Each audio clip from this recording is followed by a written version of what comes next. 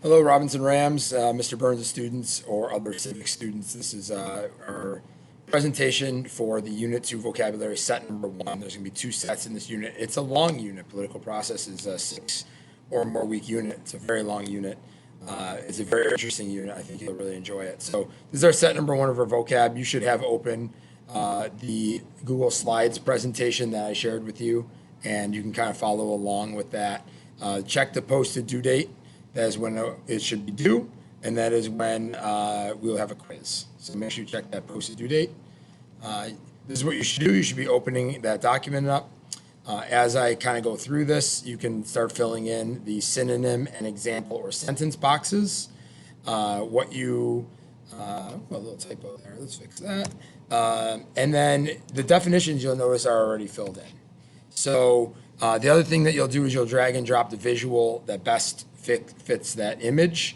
And what you can do is you can stretch them out, make them bigger, and then make them smaller again so you can see them better so they fit in the box. Submit by the posted due date, and you know there will be a quiz that day in my classes. All right. So the first word we're going to talk about is a precinct. You can see Fairfax County on this image is broken up into several voting precincts. Most of you live in either the Braddock or the Springfield precinct. Robinson is located somewhere in right near kind of this area right here, kind of above the B in Braddock. So if you live in Burke or Fairfax, you will live most likely in the Braddock district. If you live in Fairfax Station or Clifton, you most likely live in the Springfield district. This is a territory for voting purposes, and these precincts are even divided even more with voting areas. But this is kind of part of our school board. They represent one of those, and our members of our board of supervisors represent one of those areas. Here's our registrar. A registrar is a person where you can go, they keep track of records. We have a registrar at our school, Mrs. Knowlton. But you can also, register to vote by going to the registrar's office. So it's the person that would keep track of information. Remember, you can pause this video at any time if you need to, if I'm going too fast, or rewatch it. Third one here, we got a resident. That is a person who lives in an area for a certain amount of time. You could be a resident of a country, resident of a state, resident of a county, resident of a neighborhood, but it's anyone living somewhere for a certain amount of time is a resident. All right, fourth word, and it's on slide 2 here, slide 2 of your presentation, is to reform, to make changes or improvements to something. People are always looking to reform laws, and you can do this through lobbying, or you can do this through many different ways. But one thing we're talking about reform is that's what laws do. That's what political parties are trying to do, is make reforms to our government. All right, go to slide 3 in your presentation. And a candidate is the next word. A candidate is someone who is the person who is running for office. They're usually in the support of their political party, but they are the ones that are the person who has been chosen, or the person who is attempting to get chosen, attempting to get nominated for political office. All right. Nominate means to select or choose. Someone who is nominated, they would win the primary election. They are chosen, selected, picked by their political party to become a candidate for an election. Okay. And we'll talk about 2 different kind of elections or competitions for office. The first one is the primary. Primary means first. So here you're going to have a candidate of the same political party going against a candidate, another candidate of that same political party. This is going to happen well before Election Day. This can happen in the spring or summer before the Election Day. And I consider this like the playoffs. So think of in sports, the playoffs is the, teams of the same division or same conference going against each other to see who gets to the championship game. All right. The general election is held second. This is in November. It's on Election Day. And this is where the candidates of different political parties see who will win the election, the championship. So a Democrat and a Republican in our political system will go against each other. And whoever wins takes office the following year. This happens at all levels of government, national, state, and local. All right, the next word on your next page is going to be political party. We have many political parties in our system, but we are primarily a 2-party system.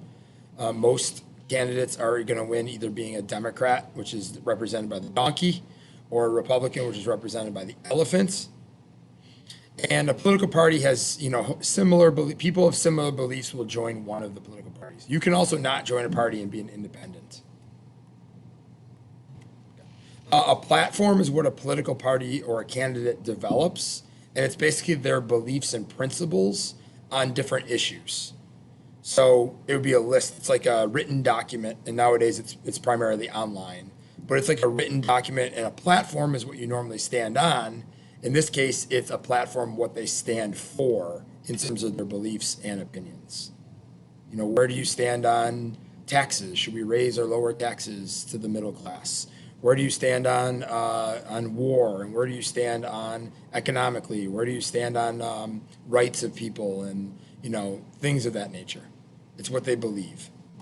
All right, a campaign is a competition for elective office, so that time that candidates are running and advertising and explaining their platform through speeches and through visits and going around the country and trying to get you to believe them over their other candidate that they're competing against.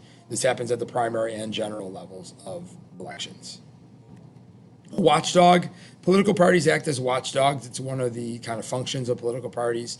And really they're trying to prevent, they're kind of keeping an eye on their own party, but also the other parties and making sure there's no corruption or waste going on within their own party, but also making sure the other party is not doing anything shady or illegal. And if they're keeping an eye on them, then they can use their tactics, to support themselves or against the other party.